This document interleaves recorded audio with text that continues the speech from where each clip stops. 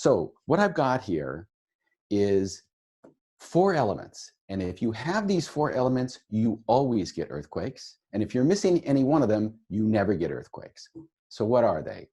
The first is the steady motion of the plate's interiors, which will be represented by cranking on this casting reel steadily. That's attached to a line to a rubber band. And this rubber band represents the rubberiness, the elasticity of the Earth's crust. Believe it or not, the crust of the Earth is elastic, just very stiff elastic. And it's in contact with these kitchen countertop samples, and they're the mass, and I have sandblasted the bottom of these samples, and they're sitting on top of industrial non-skid. And that's the frictional contact of a fall. All right, so what I'm gonna do is crank steadily because the plate's interiors move every day at a steady rate. And I just want you to watch and see what happens.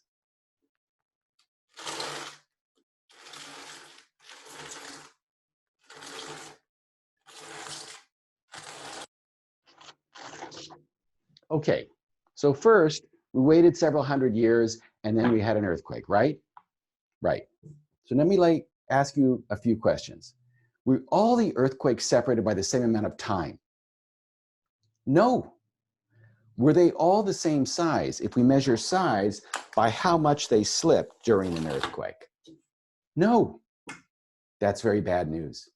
If I can't make regular and repeating earthquakes here with Home Depot sandpaper, kitchen countertop samples, and a rubber band, we're never going to get them in the Earth. Because the Earth has much more variability than we see in this experiment. The rubberiness comes from the material properties. We have basalt, granite, sediments. They're all different. Faults don't have this kind of perfectly uniform friction. Faults are grungy and they have lots of different scales and bends and breaks. And that is the bitter pill that seismologists have had to swallow over the last 40 futile years of trying to predict earthquakes. Earthquakes are irregular in their occurrence. There's an enormous range of variability, and we have to accept that and take advantage of anything in this system that in itself is predictive, because fundamentally, this variability is real. And what's important about that is I'm going to argue that the way seismic hazard is being managed by the USGS and by vendors is to assume that we can call what the largest earthquake on this fault is, and that we have some pretty good idea of the time between those events. And those concepts fail when we fully understand the variability in the system. Okay, what happens if I take one of these bricks off and now I've got half the mass and I still crank at the San Andreas's 1 inch a year? Am I going to get earthquakes that are less frequent or more? Ask yourself this question. Are they going to be smaller or larger than the 2-bricker? You ready?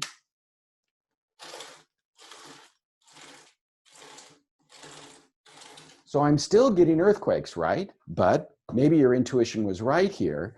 They're about twice as frequent, and they're something like half the size in terms of how much they slip. And we do have a 1-bricker spot on the San Andreas. It's called Parkfield.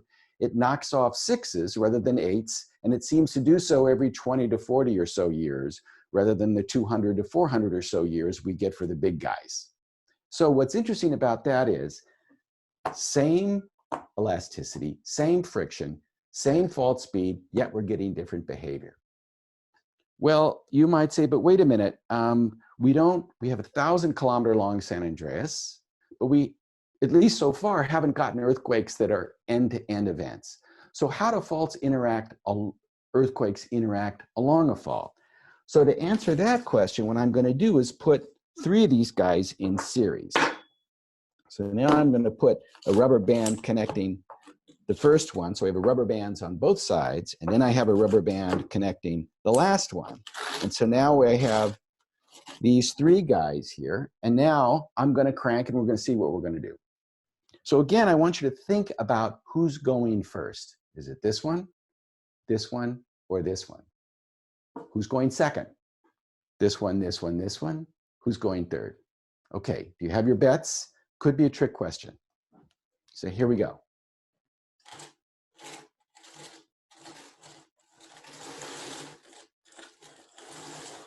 Okay, it gets really interesting really fast, right? This one actually went a couple of times before he transferred enough stress to his neighbor to bring this guy to go. Eventually this went, but sometimes they all went together. And this is also fundamental to the occurrences of earthquakes. No little earthquake knows it's marked for future greatness. It may or may not take its sisters with it. And when it does, we get a much larger earthquake, which further complicates our ability ever to say what the maximum earthquake on any particular fault can be, because this isn't necessarily known. But you also saw that the process here is that once this guy goes, he transfers stress to the next one. And we can see that by tensioning the spring. And when he goes, he does the same. All right? So what are we talking about here? There's the ridge crest rupture. There's the Garlock rupture, which could happen next. And here's the San Andreas. That's really the argument of our paper in a nutshell, that ultimately this earthquake that we've already had a little over a year ago, the ridge crest magnitude 7.1, has stressed the Garlock fault. Maybe we're going to need another one of these before the Garlock fault goes, but ultimately it will go. And when it goes, there's a chance that it could take the San Andreas with it. You also see that it's not purely predictable, that there's a lot of variability in this behavior, but ultimately we are transferring stress. Earthquakes are in a conversation that is modulated by the transfer of stress. This is really fundamental. So let's make another point here.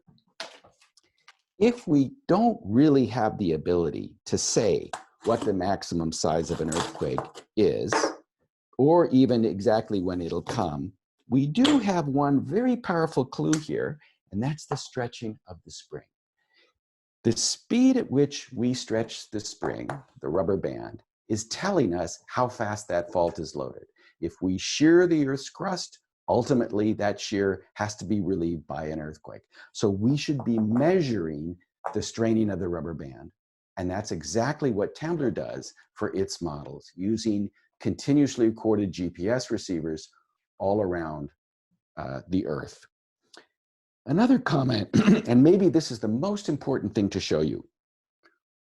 While I have argued that earthquake prediction is almost a futile exercise because we don't know exactly what's coming, after a big earthquake occurs, we can say what areas are brought closer to failure. That's where aftershocks and subsequent main shocks are likely to occur.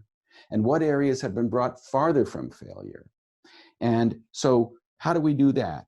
If I get this guy almost ready to go, and I lift the top brick, what's going to happen? We have an earthquake, right? Because I've unclamped the fault. This fault is being clamped this way, the San Andreas is being clamped this way. And if I can reduce that unclamping, it makes it easier to slip. And by the same token, if it's almost ready to go and I just pull a little on the spring, I can trigger an earthquake too. That's increasing the shear stress. So the Coulomb criteria is if I unclamp a fault or increase its shear stress, failure is promoted. And if I do the reverse, if I clamp it further or relax this spring, failure is inhibited. And so if we have an earthquake near this one, we can calculate how it transfers stress and whether or not its effect increases or decreases the likelihood of failure. Places where we increase the failure stress, we color red, they're called stress triggering zones. Places where we decrease the stress, they're colored blue, are the stress shadows. And this is fundamental to earthquake occurrence. And so with that as a preliminary, now you're armed and dangerous, you know everything I know about earthquakes.